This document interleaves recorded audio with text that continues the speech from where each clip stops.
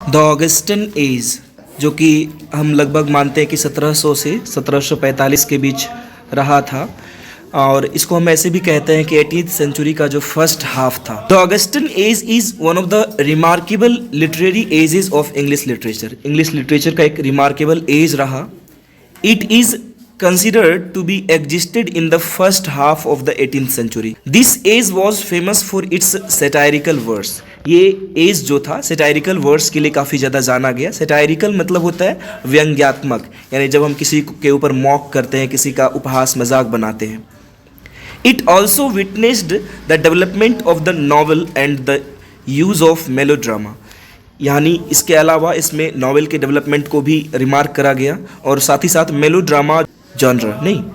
This period also known as the age of reason, इसको age of reason के नाम से भी जाना जाता है। साथ ही साथ इसको the age of neoclassicism भी कहा जाता है। इसका रीज़न मैंने पहले भी डिस्कस करा था, क्योंकि इसमें क्लासिकल थीम को फॉलो किया गया, क्लासिकल राइटर्स के राइटिंग स्टाइल को फॉलो करा गया। इसी कारण से इसको नियो क्लासिकल एज या the age of neoclassicism भी कहा जाता है, या फिर the age of pope.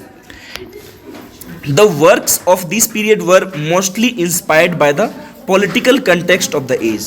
Context means होता है situation, यानी जो राजनीतिक हालात थे उससे कहीं ना कहीं इंस्पायर्ड था इस एज का जो जितना भी वर्क रहा वो इंस्पायर्ड था बहुत ज़्यादा। The reason behind it's name, इसके नाम के पीछे का जो कारण है द एज ऑफ पोप, खास करके ये नाम क्यों पड़ा, is that pope was a dominating figure of this period. इस पीरियड की जो एक डोमिनेटिंग फिगर के तौर पर जो है अलेक्जेंडर पोप थे, इसी कारण से इसको द एज ऑफ पोप कहा गया। डोमिनेटिंग मतलब होता है पूरी तरह से हावी हो जाना, यानी कह सकते हैं कि जब भी हम ऑगस्टन एज की बात करेंगे तो हम अलेक्जेंडर पोप को नहीं भूल सकते, क्योंकि उसके बिना ये एज कहीं ना कहीं अधूरा होगा। There were also other important parts poets like was नहीं देना यहाँ पे, like Addison and Swift. Addison और स्विफ्ट जैसे पोएट्स भी हुए, but Pope completely devoted his life for literature. लेकिन पोप ने चूंकि अपना सारा जीवन साहित्य को दे दिया, तो इस वजह से उन्हें ज़्यादा कहीं ना कहीं अप्रिशिएट किया गया। His poetry was like model for others, यानी दूसरे पोएट्स के लिए वो एक इंस्पायरेशन की तरह था। लोग उसको कॉपी करने लगे, दूसरे राइटर्स जो थे, इस वजह से उनके पोएम को एक मॉडल माना गया। The poetry of this period was also influenced by the classical authors. और इस एज का पोइट्री स्वाभाविक रूप से जो है यहाँ पर क्लासिकल ऑथर्स को भी काफ़ी ज़्यादा उससे इंस्पायर्ड था, क्लासिकल ऑथर्स से इन्फ्लुएंस्ड था, प्रभावित था। The poets of this period had no sympathy for those who were doing experiments. इस एज में या इस एज के पोएट्स जो थे उन्होंने उन लोगों को कोई महत्व नहीं दिया, ना ही रीडर्स ने उनको कोई महत्व दिया जो कि एक्सपेरिमेंट कर रहे थे। एक्सपेरिमेंट मतलब होता है ना, एक नई तकनीक ढूंढना, एक नई तरीके से लिखना, उसको कोई अप्रिशिएट नहीं कर रहा था। सब कोई वही जो क्लासिकल ऑथर्स को फॉलो कर रहा था, उसी को लोग पढ़ रहे थे, उसी को लिखा भी जा रहा था ज़्यादातर in their writings. They were also against emotions and imaginations, वो कल्पना और भावना के भी खिलाफ थे। मतलब कोई भी कल्पनात्मक चीज़ों को वो एक्सेप्ट नहीं कर रहे थे। साथ ही साथ इमोशंस के लिए भी उनके दिल में कोई जगह नहीं थी। They loved to write satirical works, वो लोग सैटायरिकल वर्क्स को लिखना पसंद कर रहे थे। This helped them to criticise people, और इस वजह से उन्हें क्रिटिसाइज करने में हेल्प मिला लोगों को, and politics as well. Another important aspect of the poetry of this age was that they were interested, उनको जो रुचि थी वो थी in towns and cultural societies. उन्हें टाउन्स और कल्चरल सोसाइटीज में रुचि थी, ना कि गाँवों में। They had no sympathy for the villagers, गाँव में रहने वाले लोगों के लिए उनके दिल में कोई सहानुभूति नहीं थी।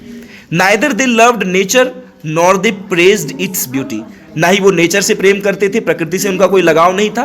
साथ ही साथ उन्होंने ना ही कभी इसकी सुंदरता का कोई बखान किया, ना ही प्रशंसा करी। इन अदर वर्ड्स, दूसरे शब्दों में हम कहें तो they had no regard for the great poets like Chaucer, Shakespeare and Milton, यानी महानतम पोएट्स जिसको गिना जाता है, चॉसर, शेक्सपियर और मिल्टन जैसे पोएट्स, उनको कोई ना कहीं कोई रिगार्ड नहीं कर रहा था, कोई उसका सम्मान नहीं कर रहा था।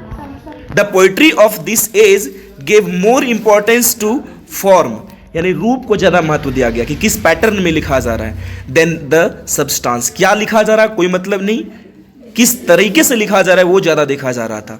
We can say that the literature of this period was monotonous, यानी काफ़ी ज़्यादा कह सकते हैं कि मोनोटोनस रहा था इस एज का literature.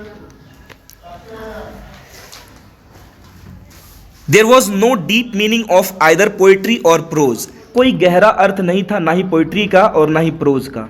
It was simple and clear, बहुत ही स्पष्ट और साधारण था ये, which needs no deep study and interpretation, यानी कोई डीप स्टडी की ज़रूरत नहीं थी, बिल्कुल ही सिंपलिस्टिक मीनिंग्स थे। जो भी कुछ लिखा जाता था उसका अर्थ ऐसे ही स्पष्ट होता था, उसका कोई वो इंटरप्रेट करने की ज़रूरत नहीं होती थी, कोई खास विशेष अर्थ नहीं निकलता था इसका। पोप, अब इस एज के चूंकि रिप्रेजेंटेटिव के तौर पर हम उसे जानते हैं तो थोड़ा उसके बारे में भी, Pope as the representative of this age. Pope जो कि 1688 में जन्मे और 1744 में उनकी मृत्यु हुई, उनको कॉन्सिडर किया जाता है the greatest poet of this age, इस एज के ग्रेटेस्ट पोएट के तौर पर। He is often called the prince of classicism, उन्हें क्लासिसिज्म के प्रिंस के तौर पर भी हम जानते हैं।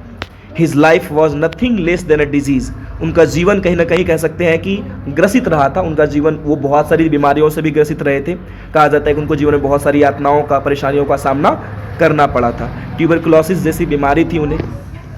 He can be undoubtedly called the representative of his age, उनको हम निस्संदेहात्मक तौर पर जो है रिप्रेजेंटेटिव कह सकते हैं इस एज का।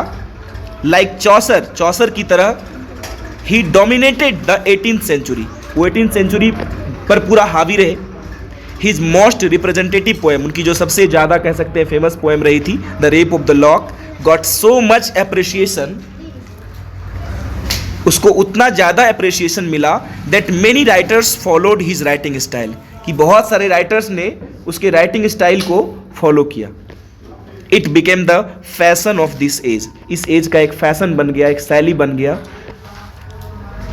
The tone which is very much artificial, यानी चूंकि इस कविता को भी एक आर्टिफिशियल टोन में लिखा गया, नहीं होता है बनावटी बातों को बना कर पेश करना, was copied by the group of writers of that age, इस एज के बहुत सारे राइटर्स के द्वारा इस टोन को भी कॉपी किया गया।